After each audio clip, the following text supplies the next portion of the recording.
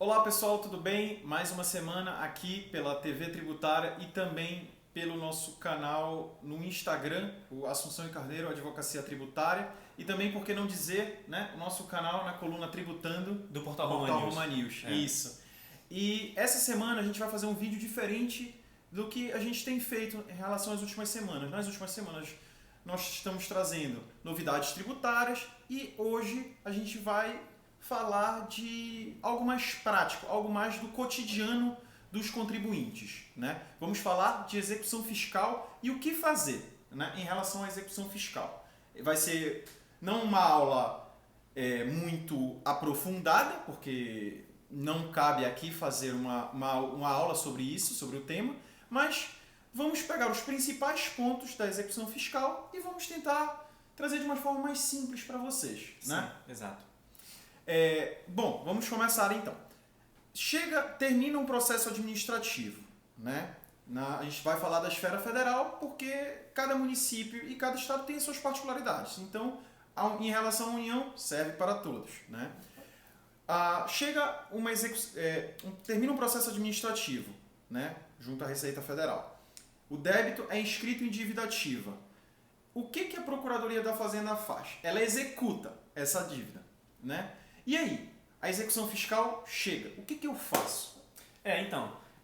Só fazer uma observação aí em relação ao fim do processo administrativo e a inscrição em dívida ativa. Agora, com a possibilidade de protesto da CDA, né, da certidão de dívida ativa, algumas peculiaridades surgiram. Por exemplo, nem sempre a Procuradoria da Fazenda vai ajuizar a execução fiscal, porque ela tem até um limite, não é, de valor. Salvo engano, hoje são 20 mil reais esse limite. Os débitos acima desse valor, não é, ela pode executar. Desse valor para baixo, ela digamos, apenas protesta no cartório, né, e não ajuiza, claro, o crédito tributário. Mas, enfim, vamos pensar na hipótese em que a Fazenda ajuiza a execução fiscal para cobrar essa dívida do contribuinte. O que ele deve fazer? Em primeiro lugar, procurar um advogado. Ele procura um advogado para que o advogado, com seu conhecimento técnico, esclareça o contribuinte acerca da legalidade da cobrança, para verificar se de repente o débito não está prescrito, não há uma decadência, se a CDA, né, que é a certidão de dívida ativa, está de acordo com o que determina a legislação. Enfim, o ideal no primeiro momento é a busca de um advogado especialista em direito tributário para que este profissional ajude o contribuinte executado. Entendi. O contribuinte, nessa fase inicial de execução fiscal, ele costuma receber o CITSE, né? Que é aquela primeira decisão, né, do juiz. Aquela primeira decisão e que traz ele ao processo. Sim, né? Exato. E nesse CITSE a gente tem 5 dias. Né? Sim, 5 dias. E o que a gente faz nesses 5 dias? A gente se desespera, paga logo, parcela? Na verdade, quando o contribuinte é chamado, né, pela citação para a execução fiscal, ele aí procurou o advogado viu que realmente, de repente, é possível atuar, não é, nessa execução fiscal, defender o contribuinte, e aí, nesse prazo de 5 dias, o contribuinte executado pode oferecer um bem à penhora, não é? Pode oferecer uma garantia à execução fiscal para que o advogado faça a defesa própria, que são os embargos à execução fiscal. Mas pode acontecer também se o advogado verificar alguma matéria que possa ser discutida sem alguma garantia, o advogado vai apresentar uma petição, que a gente chama de exceção de pré-executividade, antes da defesa própria, que são os embargos. Entendi. São temas bem interessantes que eu vou formular em 2 perguntas diferentes para tentar ficar o mais claro possível para vocês. Primeiro, que tipo de bens eu posso oferecer em penhora? É só dinheiro? Eu posso oferecer, por exemplo, o meu carro? O que eu posso fazer nesse momento para depois eu garantir a execução, para depois apresentar os meus embargos? Então, o contribuinte, o executado, né, pode oferecer dinheiro, seguro-garantia, carta-fiança, bens móveis e imóveis, enfim. Há uma série de possibilidades lá na lei de execução fiscal que estão à disposição do contribuinte para que ele, oferecendo a garantia, também possa discutir a questão via a defesa de embargos da execução fiscal. Entendi. E a segunda pergunta, né, que a gente aproveitou daquele gancho da primeira resposta do Domingos, é o seguinte. Você falou que existe a possibilidade de exceção de pré-executividade onde você não precisa garantir o processo. Em que hipóteses a gente pode apresentar a exceção de pré-executividade? E eu posso apresentar isso em qualquer momento do processo de execução fiscal? Então, não tem prazo para você apresentação de pré-executividade. Não é? Ou seja, não precisa ser naqueles 5 dias. Não precisa ser naqueles 5 dias, mas dependendo da estratégia do advogado, é interessante que naqueles 5 dias a exceção seja apresentada. Evidentemente que cada situação requer uma análise peculiar. De qualquer forma, na exceção de pré-executividade, o advogado vai trazer aquilo que a gente chama de matéria de ordem pública, que são aferíveis, não é? Na linguagem jurídica, de plano, sem precisar de prova. Por exemplo, eu vou dizer que a CDA está carente, não é, dos requisitos que a lei manda. Okay. Não está lá, por exemplo, a natureza do débito que está sendo executado. Entendeu? Não tem a fórmula de cálculo. De cálculo dos juros, que hoje é assim, né? É verdade, né? Nunca coloco, mas enfim.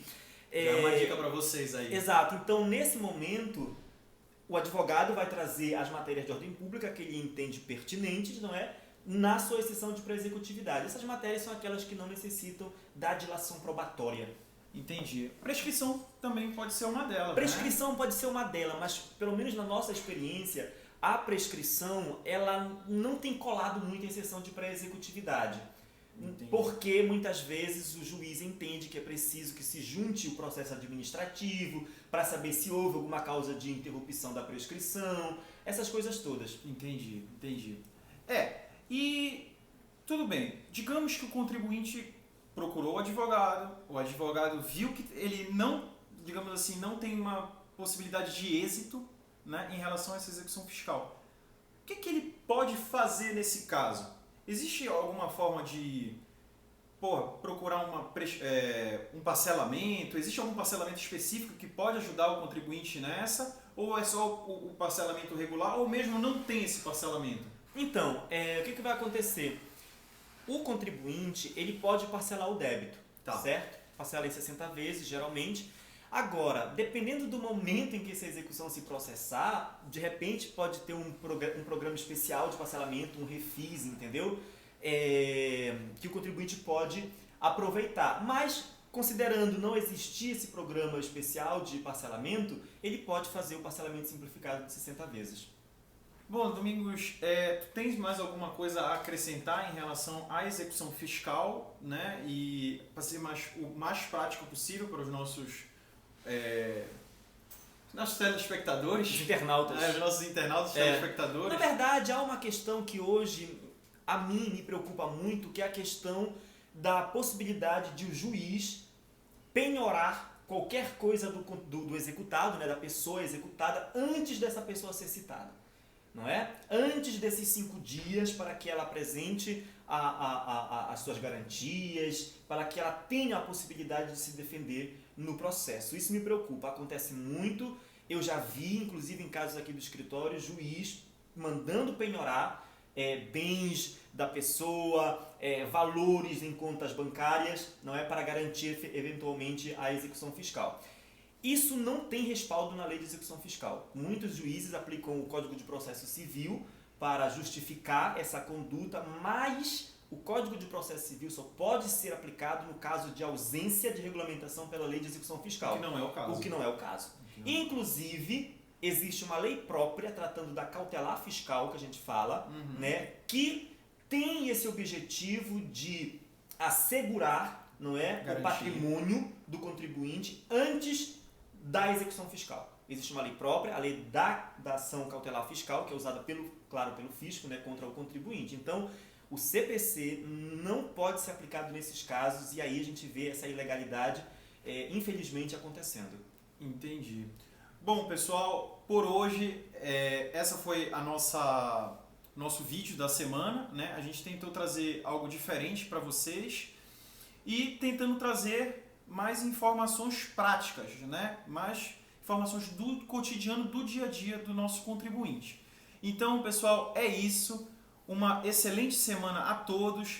Fiquem com Deus. Na verdade, um excelente final de semana, né? É verdade, porque a gente está fazendo na sexta-feira, é verdade. Exato. Mas, de qualquer forma, pelo menos da minha parte, um bom final de semana a todos vocês.